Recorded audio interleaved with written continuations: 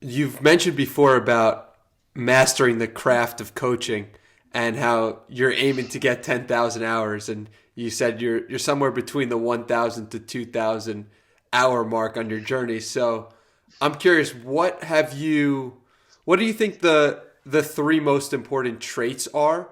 The two or three most important traits for a good coach at your current level of understanding for what you've been doing, because 1 to 2,000 hours is quite a long time. It So it I'm is it curious. is it is.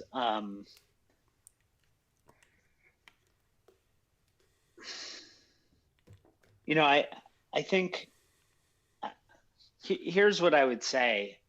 I think a big part of it is just getting in reps. Hmm. It's just getting hours in. And obviously there's the training, right? And training can take a bunch of different forms through reading, workshops, certifications, conversations with other coaches. I mean, there's a bunch podcasts.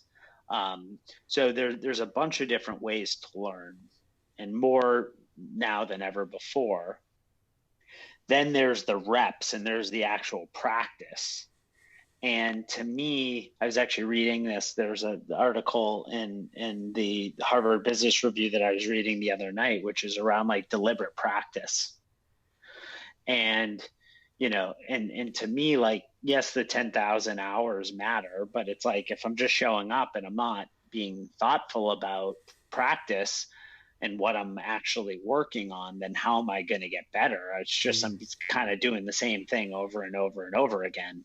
And so it's very similar to like the Mind Illuminated, the meditation book that I referenced earlier. That's all about deconstructing this technique where you're literally every stage of the process, you're cultivating and training and refining a particular skill set that increases the potency of your attention or awareness. And so relating that back to coaching, it's really, really, really important to ensure that you're practicing certain skills. And I think there's sort of two aspects of it. There's one which is continuing to refine existing skills that you have. So that could be everything from, you know, asking powerful questions to using metaphors to reflecting back what you're hearing to using certain techniques and knowing what tools, specific tools, like maybe I want to work with the client on envisioning the future. And then there's a bunch of different tools and techniques that I can use to bring someone into a future state depending on what the context is, or having them explore their needs and values, right? And there's a bunch and so the whole idea is like, what are the things that I already know and how do I actually refine those? And then there's a whole class of things which is like, what are the things I don't know, Hmm. or the things that I want to learn that are really allowing me to bump up against my edge, and how do I start to like chip away at the edge to create, you know, sort of further and further boundaries of like what I actually know.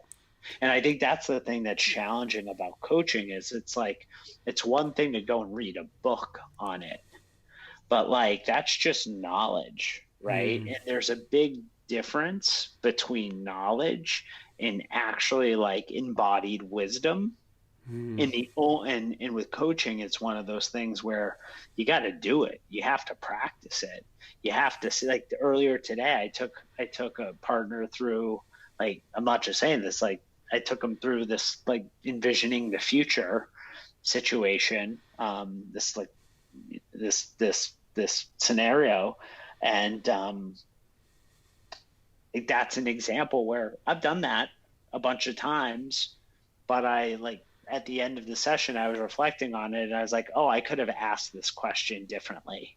Hmm. Right. And so next time I go and I do that, I'm going to, and so what I'm getting at is there's also a self coaching component.